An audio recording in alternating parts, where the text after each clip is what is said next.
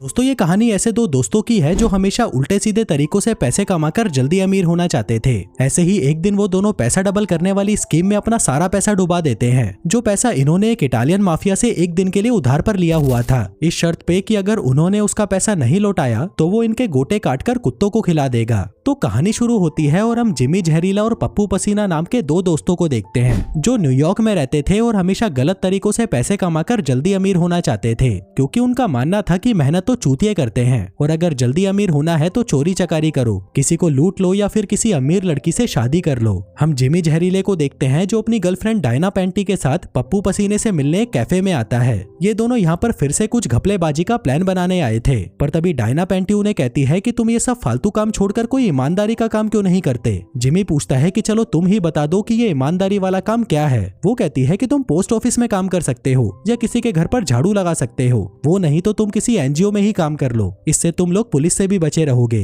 जो सुनकर पप्पू पसीना हंसने लगता है, कहता है कि हम लोग अपने काम में एक्सपर्ट हैं और रही बात पुलिस की तो वो हमारा झाट का बाल भी नहीं उखाड़ सकती। जिसके बाद जिमी जहरीला पप्पू पसीने को फिर से पैसा कमाने का एक सॉलिड प्लान बताने लगता है। वो कहता है कि मेरा एक चचेरा भाई है जो सेटिंग करके मार्केट से आधे दामों पर हमें कुछ बॉन्ड्स दिलाएगा और फिर हम उन्हें बेचकर एक ही दिन में डबल पैसा कमा लेंगे। बस ये बॉन्ड्स खरीदने के लिए हमें उसे $10,000 देने पड़ेंगे, लेकिन उन कंगालों के पास तो एक पैसा भी नहीं था, इसलिए वो पैसों का जुगाड़ करने एक इटालियन माफिया कचरा सेठ से सिर्फ एक दिन के लिए $10,000 उधार लेने जाते हैं। वहीं कचरा सेठ उन्हें पैसे दे तो देता है, लेकिन साथ ही वो उन्हें धमकी देता है कि अगर कल तक मुझे मेरे पैसे वापस नहीं मिले तो सबसे पहले मैं तुम्हारे गोटे काटूंगा और फिर तुम्हारे शरीर का एक एक हिस्सा बेचकर अपना पैसा वसूलूंगा, जिसके लिए वो दोनों भी मान जाते हैं। फिर अगले सीन में जिमी जहरीला पप्पू के पास आता है और कहता है कि भाई जो $10,000 मैंने अपने कजन को बॉन्ड्स खरीदने के लिए दिए थे उसका अब कहीं पता नहीं चल रहा, ऐसा लगता है कि वो हमारे पैसे लेकर भाग गया। ये सुनते ही पप्पू पसीने की फटकर 464 हो जाती है। वो कहता है कि भीड़ के लिंड, मुझे तो पहले ही पता था कि तुम्हारे किसी रिश्तेदार पर भरोसा करना ठीक नहीं, वो साले भरोसे वाले नहीं भीसड़ी वाले हैं। जिसके बाद इन दोनों के बीच में कुछ देर तक बहस होती रहती है, लेकिन इन दोनों को ही पता था कि अगर आज शाम तक इन्होंने कचरा सेठ को उसके पैसे नहीं लौटाए तो वो इन दोनों को मार देगा, जैसा कि वो कई लोगों के साथ पहले भी कर चुका था। इसलिए वो दोनों यहाँ से कहीं दूर भागने का फैसला करते हैं और कार लेकर एयरपोर्ट की तरफ जाने लगते हैं। लेकिन तभी कचरा सेठ के आदमी उन्हें देख लेते हैं और उन्हें पकड़ने के लिए उनका पीछा करना शुरू कर देते हैं। जिमी और पप्पू किसी तरह उनसे बचने की कोशिश करते हैं और आखिर में वो लोग कचरा सेठ के आदमियों की गाड़ी पलटाकर किसी तरह एयरपोर्ट तक पहुंच जाते हैं और फ्लाइट पकड़कर न्यूयॉर्क से सीधा लॉस एंजलिस आ जाते हैं। लेकिन लॉस एंजलिस में रहने के लिए भी इन्हें पैसे चाहिए थे जो इन फकीरों के पास तो थे नहीं। तभी वो दोनों अपना दिमाग चलाते हैं और एयरपोर्ट से बाहर निकलते वक्त जिमी जहरीला एयरपोर्ट की चेकिंग स्टाफ से कहता है, मांगता हूँ तो देती नहीं, जवाब मेरी बात का, देती है तो खड़ा हो जाता है, रोम रोम जज्बात का,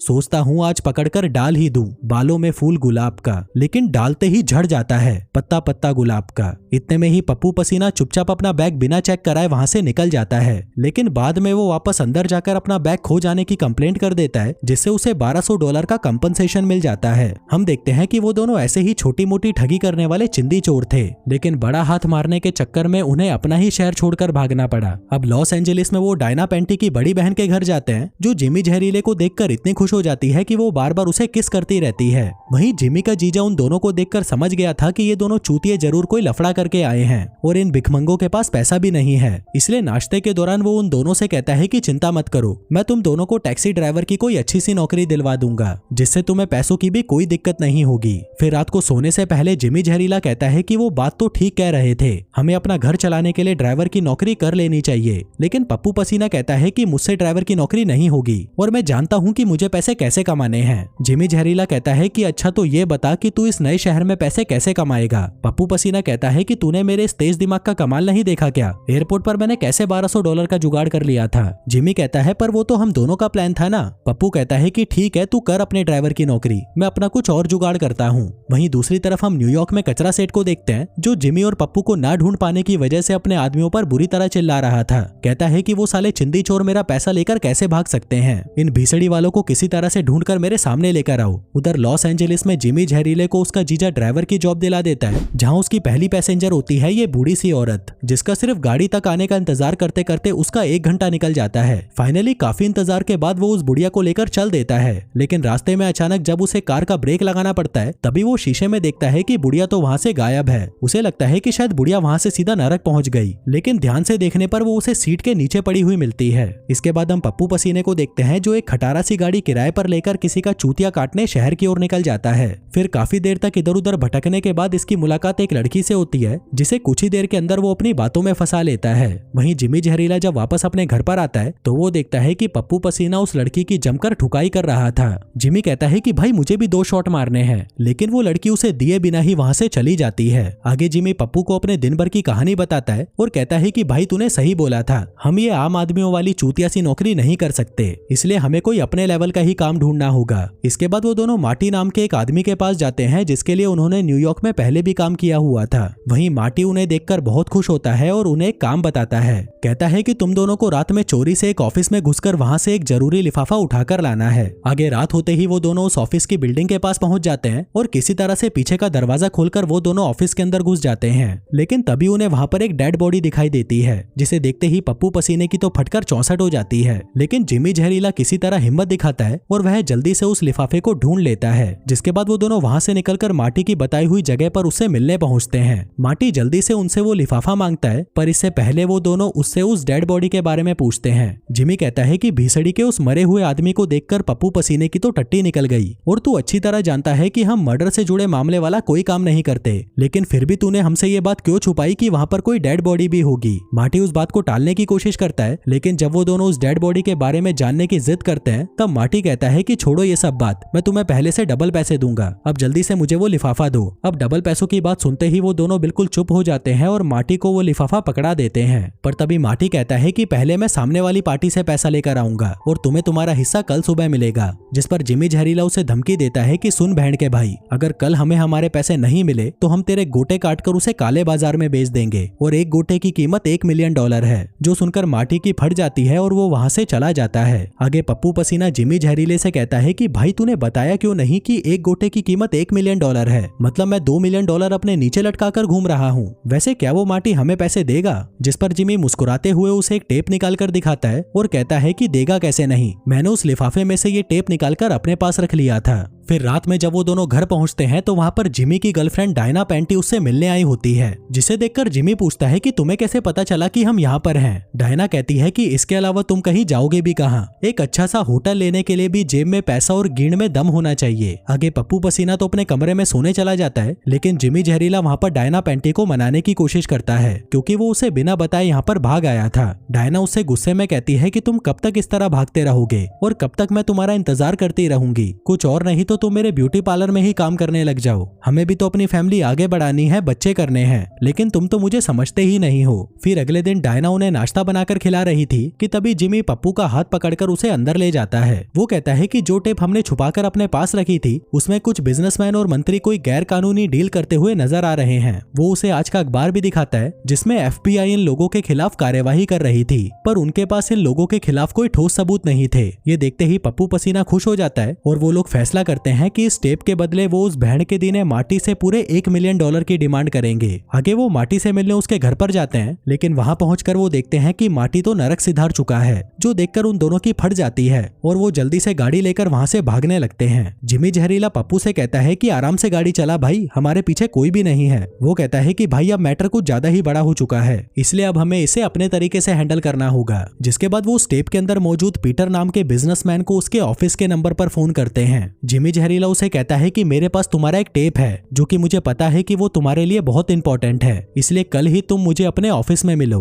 फिर अगले दिन जिमी और पप्पू कार लेकर पीटर के ऑफिस के बाहर पहुंच जाते हैं, जहां जिमी पप्पू को समझाता है कि अंदर जाकर तुम्हें उनसे $1 मिलियन की डिमांड करनी है, और अगर कुछ गड़बड़ लगे तो तुम अपनी पैंट के अंदर छुपे हुए ट्रांसमीटर का बटन दबा देना, जिससे मुझे दूसरे ट्रांसमीटर पर पता चल जाएगा। इसके बाद पप्पू पसीना ऑफिस के अंदर आता है, जहां पीटर का आदमी उसे उसके ऑफिस तक ले आता है। तभी पीटर उससे पूछता है कि मैं कैसे मान लूं कि वो टेप तुम्हारे पास है। इस पर पप्पू पसीना उसे एक फोटो दिखाता है जिसमें उस टेप की वीडियो के सामने आज का अखबार था। वहीं बाहर जिमी जहरीला का ट्रांसमीटर अचानक बंद हो जाता है और इसे चालू करने के लिए वो उसे हिलाने लगता है, जिससे उस ट्रांसमीटर का बटन दब जाता है। वहीं अंदर पप्पू पसीने का ट्रांसमीटर जोर जोर से आवाज करने लगता है, जो देखते ही पीटर के आदमी उसे पकड़ लेते हैं और उसकी पैंट उतारकर ट्रांसमीटर को बाहर निकाल लेते हैं। लेकिन तभी पप्पू पसीना उसे धमकी देता है कि अगर मैं सही सलामत वापस नहीं गया तो तुम्हारा वो टेप कल सारे न्यूज चैनल्स वाले टीवी पर दिखा रहे होंगे। देंगे। जो सुनकर पीटर उसे छोड़ देता है और वह अपनी फटी पैंट लेकर जल्दी से कार में आकर बैठ जाता है और जिमी जहरीले से कहता है कि भाई जल्दी से निकल यहाँ से। जिमी कहता है कि जब वो लोग तेरी गिंड मार रहे थे तो तूने ट्रांसमीटर का बटन क्यों नहीं दबाया, जिस पर पप्पू पसीना उसे मन ही मन गाली बकता है और फिर कहता है कि जल्दी निकल यहाँ से, वो लोग कल पैसे लेकर हमें एक रेस्टोरेंट में मिलेंगे। फिर अगले दिन प्लान के मुताबिक पप्पू पसीना रेस्टोरेंट के अंदर जाने लगता है, लेकिन जाने से पहले उसे बहुत डर लग रहा था। तभी जिमी जहरीला उसकी हिम्मत बढ़ाता है कि भाई डरना मत, मैं गाड़ी लेकर पार्किंग में तुम्हारा इंतजार कर रहा हूँ। अब पप्पू पसीना हिम्मत करके रेस्टोरेंट के अंदर जाता है, लेकिन अंदर वो पीटर के लोगों को देखकर घबराने लगता है। इसी दौरान उसकी नजर पीटर के एक खास आदमी पर पड़ती है जो एक सूटकेस लेकर खड़ा हुआ था। पप्पू पसीना जब उसके पास जाता है तो वो आदमी उसे कुछ नहीं कहता। वहीं पप्पू पसीना इसे कोई इशारा समझकर उस सूटकेस को उठाकर बाथरूम में आ जाता है, जहां सूटकेस के अंदर इतनी सारी नोटों की गड्डियां देखकर पप्पू पसीने का तो रोना निकल जाता है। लेकिन फिर वो किसी तरह से खुद को कंट्रोल करके टेप हाथ में लेकर बाथरूम से बाहर आ जाता है। लेकिन बाहर आते ही वो देखता है कि पीटर के आदमी भूखे नंगे कुत्तों की तरह उस पर झपटने के लिए उसकी तरफ आ रहे थे। ये देखकर वो जल्दी से उनमें से एक के मुंह पर सूटकेस मारकर वहां से भागने लगता है। वो रेस्टोरेंट के किचन से होता हुआ बाहर पार्किंग में आ जाता है, लेकिन वहां पर जिमी जहरीले को पीटर के आदमियों ने पहले ही दबोच रखा था। लेकिन फिर भी वो पप्पू पसीने को वहां से भागने के लिए कहता है। इसी दौरान पीटर भी वहां पर आकर उसे शूट करने लगता है, लेकिन पप्पू पसीना किसी तरह उससे बचता हुआ रोड पर आ जाता है और एक कार रुकवाकर उसमें बैठकर वहां से भाग जाता है। वहीं दूसरी तरफ पीटर जिमी जहरीले को कैद कर लेता है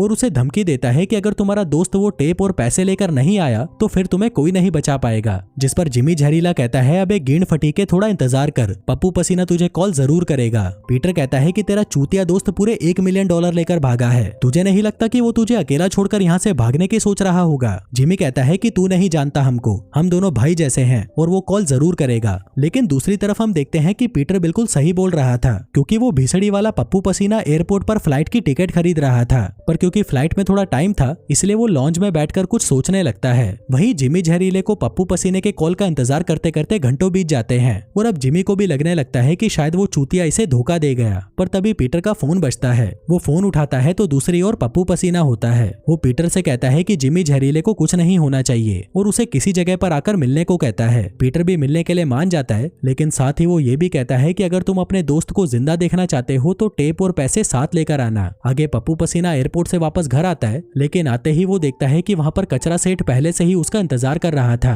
वो पप्पू को देखते ही उससे अपने पैसे मांगता है, लेकिन पप्पू उसे समझाता है कि कुछ ही देर में हमारी एक बहुत बड़ी डील होने वाली है, मुझे बस वो डील करके आने दो और आते ही मैं तुम्हें डबल पैसे दे दूंगा। अब डबल के लालच में कचरा सेठ उसे कुछ घंटों का टाइम दे देता है, लेकिन वो उसके साथ अपने एक आदमी को भी भेजता है ताकि वो कहीं भाग ना जाए। पर जाने से पहले पप्पू जिमी की गर्लफ्रेंड डायना पेंटी से मिलने जाता है और उसे वो नोटों का सूटकेस दिखाकर सारी बातें बता देता है। कहता है कि मुझे एक काम के लिए तुम्हारी मदद चाहिए। अगले सीन में पप्पू पसीना कचरा सेठ के आदमी को लेकर निकल जाता है और रास्ते में एक छोटे से रेस्टोरेंट के पास गाड़ी रोककर अंदर चला जाता है। वो कचरा सेठ के आदमी को छोड़कर बाथरूम जाने लगता है, लेकिन तभी वो आदमी उसे गाड़ी की चाबी और सूटकेस यहीं छोड़कर जाने को कहता है। पप्पू उसे चाबी तो दे देता है, लेकिन वो कहता है कि सूटकेस तो मेरे साथ ही जाएगा। जिसके बाद वो बाथरूम में जाता है और वहां से भागने का कोई रास्ता ढूंढने लगता है। उसे रास्ता तो नहीं मिलता, लेकिन बाथरूम के अंदर उसे कुछ बाइक राइडर्स मिलते हैं। वो उन्हें कहता है कि अगर तुम लोग मुझे बाहर बैठे आदमी से बचाकर यहाँ से निकाल लोगे तो मैं तुम्हें पूरे $100 दूंगा। वो लोग भी इस काम के लिए मान जाते हैं।